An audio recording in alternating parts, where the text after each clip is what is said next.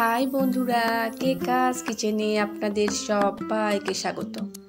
অত্যাধিক গরমে অতিরিক্ত তেল মশলাযুক্ত রান্না খেতে কারোই ভালো লাগে না। সেই জন্য আজকে আমি আপনাদের সাথে শেয়ার করছি খুবই অল্প তেল মশলায় ঝিঙের একটা দারুণ স্বাদের রেসিপি। গরমের দুপুরে ভাতের সাথে খেতে কিন্তু মন্দ লাগে না। তো বন্ধুরা, আর দেরি না করে রেসিপিতে চলে যায়। ঝিঙের খোসা ভালোভাবে পরিষ্কার করে ঝিঙেগুলোকে এভাবে লম্বা আকারে কেটে নিয়েছি। পুরো রেসিপিটা আমি সরষের তেলেই করব।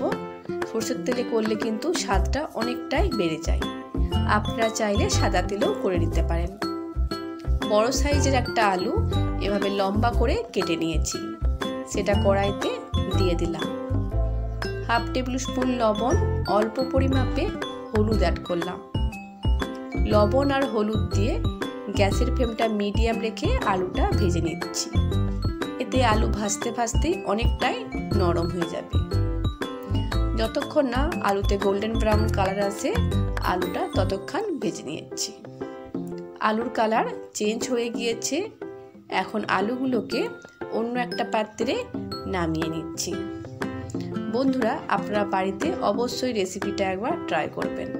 কথা দিচ্ছি আপনাদের ভালো লাগবে। সেই কড়াইতেই হাফ টেবিল স্পুন কালো জিরে, একটা শুকনো লঙ্কা ফোড়ন দিলাম। ফোড়ন থেকে সুন্দর গন্ধ আসছে। কেটে রাখা ঝিঙেগুলো কড়াইতে দিয়ে দিলাম।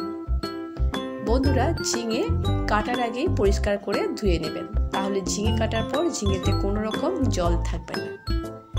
ঝিঙে খুব বেশিক্ষণ ভাজবো না, 1 মিনিটের মতো ভেজে নিচ্ছি।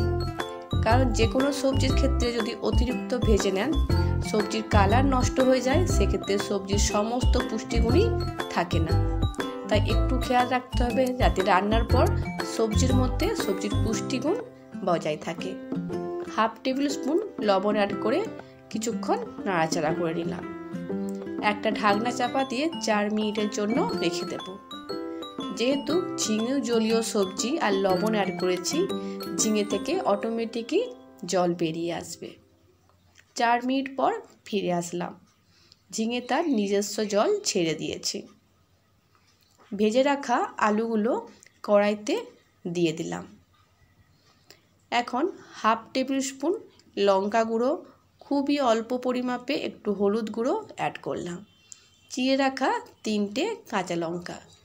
এই রেসিপিতে খুব একটা ঝাল কিন্তু ভালো লাগবে না, তবে আপনারা যদি একটু বেশি ঝাল পছন্দ করেন সেক্ষেত্রে কাঁচা লঙ্কার পরিমাপটা বাড়িয়ে দেবেন, লঙ্কা গুঁড়োর পরিমাপটা কমই রাখবেন। সমস্ত কিছু 1 মিনিটের মতো কষিয়ে নিলাম। 6 টেবিল স্পুন পোস্ত বেটে রেখেছিলাম, পোস্ত বাটাটা অ্যাড করলাম। সমস্ত সবজির সাথে পোস্ত বাটাটাও আরও 1-2 মিনিটের মতো কষিয়ে নিচ্ছি। পোস্ত দেওয়ার পর খুব বেশি কষাবেন না, সেক্ষেত্রে পোস্ত স্বাদ কমে যাবে।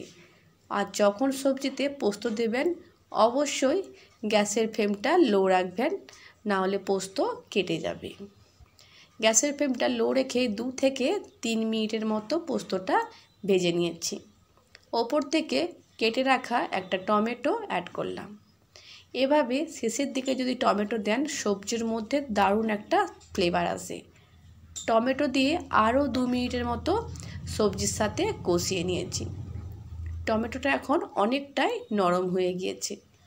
অল্প পরিমাপে জল অ্যাড করলাম, কারণ সমস্ত সবজি ভাজার সময়ই অনেকটা সেদ্ধ হয়েছিল। ঢাকনা চাপা দিয়ে 3 মিনিটের জন্য রেখে দিয়েছিলাম। 3 মিনিট পর ফিরে এসেছি। সমস্ত সবজি সুন্দর সেদ্ধ হয়ে গিয়েছে। বন্ধুরা, আপনারা যদি আমার চ্যানেলে নতুন হয়ে থাকেন আর ভিডিওটা যদি ভালো লেগে থাকে চ্যানেলটা সাবস্ক্রাইব করবার অনুরোধ রইল। ওপর থেকে 1 টেবিল স্পুন কাঁচা সরষের তেল ছড়িয়ে দিলাম। এটা দেওয়ার ফলে সবজির স্বাদ কিন্তু দ্বিগুণ হারে বেড়ে যায়। সমস্ত কিছু মিশিয়ে নিচ্ছি। কাঁচা সরষের তেল দেওয়ার পর 1 মিনিটের জন্য রেখে দেব, যাতে সরষের তেলের গন্ধটা না থাকে।